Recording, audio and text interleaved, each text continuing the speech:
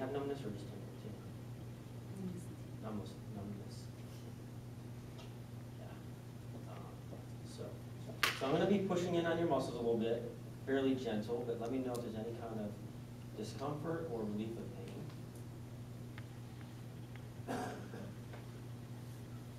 Also getting temperature, just trying to palpate for the condition of the muscles.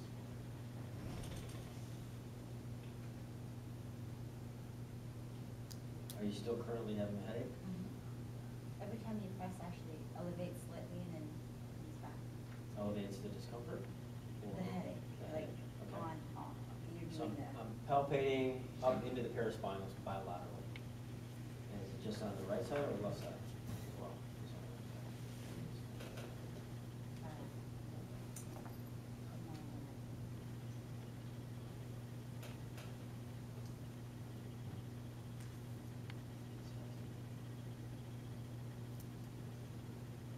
So I'm going to go some of my favorite spots. So she's confirming that this is point tender, I assume. Is that stay local or does it go anywhere? So I ask that question a lot. I want to know if I'm pushing on it, it's local pain, if it's her pain, and then if it does travel anywhere, I want to know if it travels. And if it reproduces her headache pain. Travels. Okay, and where does it go? To the ear? Okay. Down goes back.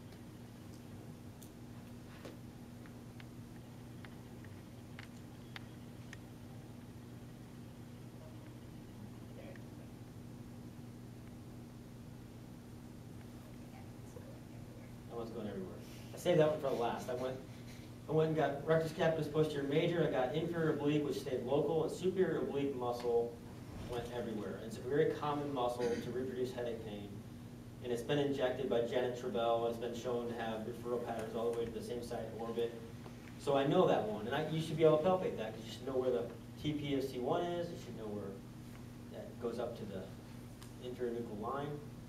And I just sink in slowly with my finger pads, incrementally pressurize it, and then she has that response. So, and is it, let me see, that's where I think it is anyways. Does that reproduce your headache pain? And can you point to where your headache pain is right now? Or at least describe Lower it, and far. for example. And do you feel that sometimes with your headache getting worse? Yes. Is that the same location? Yes. The same type of pain? Yes. Because that's, I need to ask all those questions. I know it sounds kind of like, but I want to know if I'm on it. If I'm not on it, I'm going to go search and discover something else. But I'm on it. It's not uncommon. So I know that's an area I probably want to address. It does feel increased tone, by the way, so there's tension tone there. And let me palpate the other side.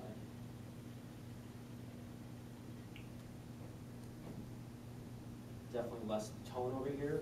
Still maybe a little tender, but is it stable? Or is it fine? Okay, so that one travels a little too. You might even get this on everybody, but I want to know if it's her actual pain.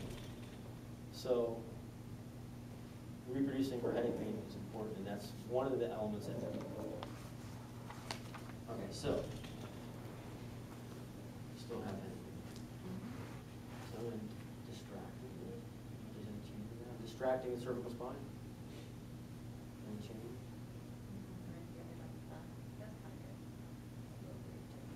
Okay. I might get a little localized distraction. Side to the left, get a little more local distraction on the right.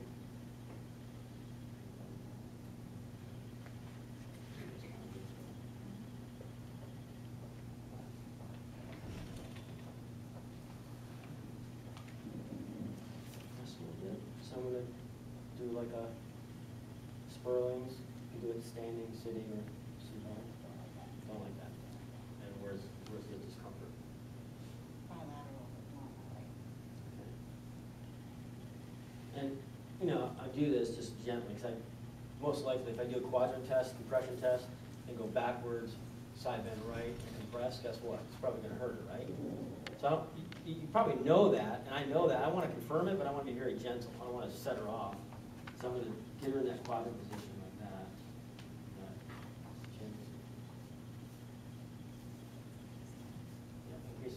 if I just put more pressure there to make it worse, I don't need to do that.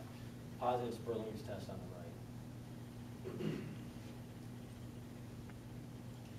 Okay, now I'm just going to move your joints a little bit gently.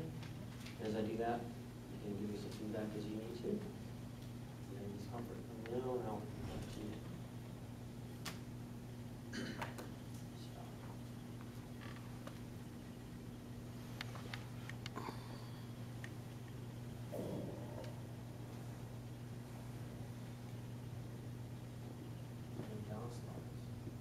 Can't hear you, huh? Sorry. Just doing down slides, kind of letting the students know. That happens a lot. Talking to the patient, they're covering their ears up.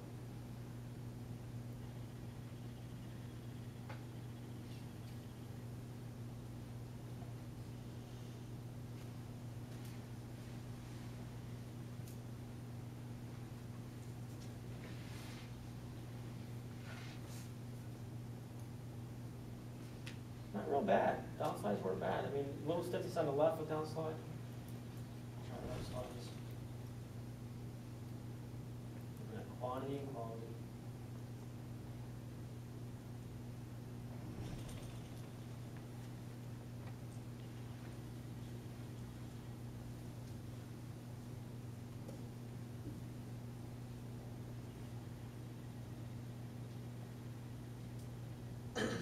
Stiffness, bilateral, lower cervical. Okay, I'm going to quickly go through subcranial motions, forward bending, forward 90, backward 90, side bending, and rotation. You guys haven't got this yet, but it's important, especially for people with headaches and neck pain. So it's forward 90, this is backward 90. Not feeling that comfortable with it. Try to let go as best you can. Side bending right, side bending left. Not liking that. You can tell muscles are engaging a little bit there. You can see the sternocleidomastoid kicking in. And then sometimes I just, do this passive little gentle thing so that they can relax better. And then I try it again.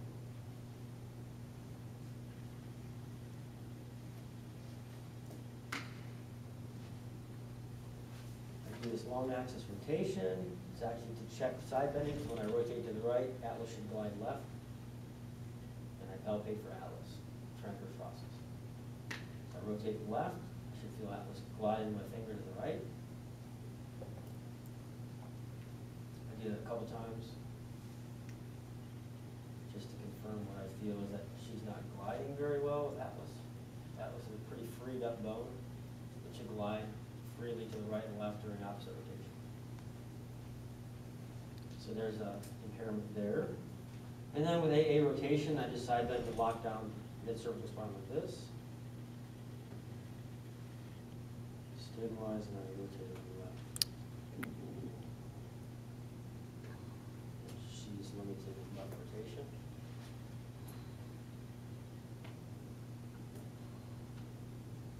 Side bend left. She's already limited side bending left, so I suspect she's going to be quite a bit limited with rotation right, but I found out by doing it, so. Yes. And she is. She's already limiting right rotation, because when you side bend left, there should be right rotation. You'll learn all this more in S3. This is an important part of her condition. Side bending left, limited by 50% approximately. Now she's rotating, I'm trying to rotate her right, and she won't let me, but also it's stiff. So she's limited actively to the right, is that correct? I think so. So, yeah, that tells me that AA is a big component of her not being able to rotate to the right. Not to mention her mid-cervical is not too bad, so I'd say AA and upper thoracic. When I can, I treat AA first because that has a big impact on the whole area. So that just helped me. I'm all about trying to reproduce or restore motion first and then really work on everything else.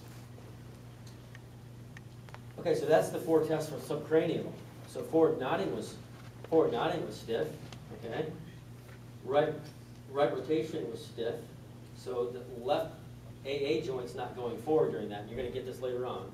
But I'm trying to think of it for myself as well. So I've got to focus on the left AA joint.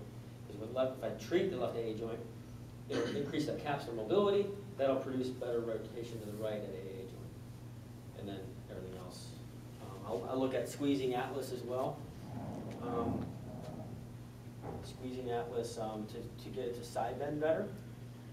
She's not side bending left. Atlas, when you side bend left, should go left. When you rotate right, atlas should go left. And atlas isn't going left, so I can actually manipulate her like this, get it on the right side, and then squeeze it to the left with the manipulation. Gentle squeeze. It's really, really great technique. It's called the atlas press technique. Okay, so joint-wise, I think I have a pretty good grip on it. And then it changes, because then you treat, you retest, you treat, you retest, and you get more information. One thing in this position I'd like to see, do a hook line for me, put your knees up like that, perfect. I want to see how she does with just activating her deep neck flexors, because I suspect they're probably involved. Let me just support her this way. And sometimes, I could use the stabilizer cuff fine, but right now I want to see how she does just by nodding your head forward and kind of holding it. So nice and gentle, nod your head forward. I'm going to palpate her sternocleidomastoid muscles. Okay. So, kind of what I expected, but I want to still do the test. So come back up, relax. There's actually like a light little contraction going on even in her relaxed state. Not uncommon for someone who has 11-year history. So it tells me that when she nods forward right away, you might not be able to see it, but go ahead and nod forward again. She immediately contracts her sternocleidomastoid muscle, which is a good thing for me as a clinician, because I know that that's a condition I can treat, and I bet you it's contributing to her neck pain and her headaches, highly associated with headache pain. You establish normal contraction ability and strength with the deep neck flexors, increase strength and contraction ability with that deep neck flexors, it decreases the headache pain. Strong association. Yes? Is this like an objective test for deep neck flexors?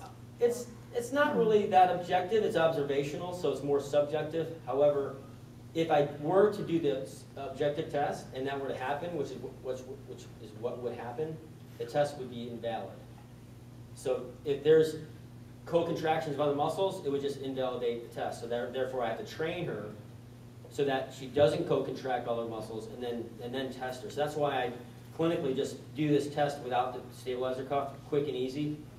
I tell you, not to bias you, but I mean, a lot of patients have co-contractions of their global muscles around the neck if they have neck pain and headaches. And that's out there in the research anyway, so we should know that. But if she didn't have that, I'd be happy for her, and I wouldn't have to work on it as much, but then I'd try to challenge her a little bit more because of all the things she's doing, running and swimming and working out. So I'd want to get her strength, and I want to get her 30 to 32, in my opinion, millimeters of mercury. Okay, other things I can check is length testing. I might just try one or two real quick, but I suspect I might need to work on that. I lower the table, I want to get myself in a good biomechanical situation. So I stabilize her scapula, I decide to move to the right. Rotate right. So I'm stretching the left scapula, so later scapula. So I do this a couple times. I try to get a little bit of flexion, side bend, I feel the tension under my hand, and then rotate to the right, and there's a little more tension right there. So look at her range. How's that feel? And then I go right away to the other side. So I try to do exactly the same thing. It's not easy. So I feel tension on my hand. Yeah, I don't feel like I'm getting as much side bending and rotation. And then their feedback is important. She feels quite a bit of tension more so on the right than left. So I'd look at stretching levator scapula on the right more than the left. But very gentle. Same thing with traps and scalenes. Okay. Slowly work your way up to the edge of the table there for me, please. I always say slowly because I don't want them to pop up. And after someone's been lying down for a while, be careful of that. Okay, so what I always do is I end with this position here, where they're on a table or on a chair. I don't want me to lord over them and be on top and talk to them while they're lying down. Usually get their shirt back on and everything. So, and then I just review real quickly. And one thing I can tell her, I'm confident, is that she came to the right place. I say that. I said, I really believe you came to the right place. Why do I say that? I say, well, I believe I have the knowledge and skills to help you in your condition.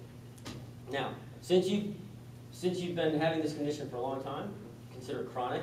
You probably heard that before. So it's over 10 years, so it's a considerable amount of time. So that part, I'm not sure how much I'm going to be able to help you. I'm going to shoot for 50% change in your symptoms within about 4 weeks. So I don't want to give myself, too challenging of goals. I think I can do better than that, but I'm not going to tell her that because I don't want her to have a false hope. And if I don't do better than that, then she's going to really lose confidence in me. So I honestly feel like I can have a 50% change within 3 to 4 weeks because of the things I found. And the things I found are musculoskeletal in nature, which means that they're bone and joint and muscle related. And that's really something that we do well in physical therapy. So your joints are involved. There's a handful of joints that are stiff that I need to work with. I'd have the spine out and show her more of that. And then also muscles that are involved. Definitely have some weak muscles in front, some stiff muscles in the back. So there's an imbalance of your neuromuscular system that we need to work on. And the joints really respond well most of the time to manipulation, which is I would be performing a low-grade manipulation, very gentle, and we would do trial treatments to see how you respond to that. And then we'll work on posture and motion analysis again. But overall, I feel like we can really have an effect on your headache pain and your neck pain on the right side. Is that something you'd be willing to pursue for the next few weeks? So something like that, probably a little bit more extensive, but I wanted you guys to have at least an hour to get going on your stuff. Does that make sense? Do you have any questions about that? So thanks again, Diane and Julie. Any questions about my processing? But I internally get excited when I know that I can help somebody, and I want them to have the confidence in me. I have the confidence that I know I have some really good techniques that are going to help AA joint, the OA joint, AA joint. Mid-cervical, I might work on some lower cervical manipulations, gentle up slides and down slides. And then upper thoracic, I have some really nice techniques to work on upper thoracic mobility in conjunction with stretching her muscles and strengthening her muscles. And that's kind of what we do. But it's based on the evidence, right? I'm going to be really working on our deep neck flexors because there's neuromuscular weakness there for sure. And again, not surprising, 10 years.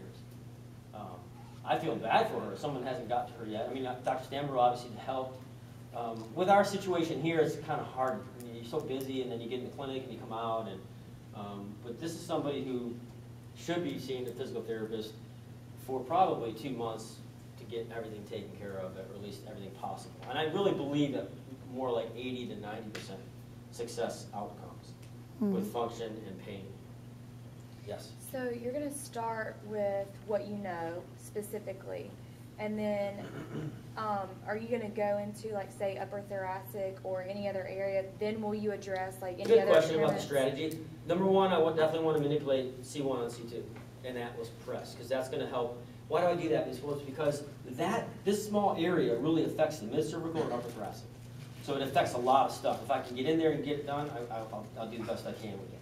And then I will continue to work right away with upper thoracic, because I want to normalize the joints first, and then in conjunction work on the muscles. So I would probably manipulate for about 2 or 3 minutes, C1, C2, upper thoracic, and then really work on her muscles to release some of the muscles in the back that are tight, and then really end with some strengthening exercises that she can take home with deep neck flexion training, and get her some strategies on how to calm down the global muscles. So those 3 things I would really try to work on. Joint manipulation, tension in the muscles, release that, and then get some muscle strengthening going on to help start the, addressing the imbalances that are there. So are you expecting with that treatment you would address her nervous system? I mean, like... No, I'm not really thinking about that right now, even though that's important. I'm not sure what is going on with her tingling and numbness down her legs. I know that if that's been happening for that long a time, it's not an emergency right now. So hopefully what I do work on might have an impact on that. If it hasn't had an impact on it in 2 weeks, I'm going to go into that in a lot more detail. And the next time she comes in, I would definitely do a sensation test on her and reflexes and things like that. So, it might even do it the first time. But it's not an emergency because of, I know her a little bit as far as a student, but also her history is there to help me. it was something that was just happening in the last 2-3 weeks, I would be on the neurovascular examination part, and then possibly referring out for imaging. Yeah, good questions. But in a lot of times, this musculoskeletal treatment will impact the neurological effects. And then I would also look at some vestibular things as well. I would do a vertebral artery test because a C1, C2 manipulation requires a vertebral artery test to be done. And I would probably look at some vestibular ruling out, ruling in kind of things. You kind of rule things out, and then you associate the diagnosis with that when it comes to vestibular diagnosis. When you're looking at 3 main systems of the musculoskeletal system, the ear system, and then obviously the vascular system. All right. I thought it was good. She's obviously real patient, and she's got a lot going on. That's kind of how I would decipher through those things. But again, I'm really looking to see if I fit her physical needs as far as her impairments. So, and I want to get some confidence. That last discussion is really important. I would do more of it. But I want you guys to know that when you get out there, if you have any 2-3 impairments, man, go with it. And there's no red flags. It's great. There's a little bit of yellow flags here, which are some cautionary concerns, which I'm going to be addressing later on if I risk. Anything else?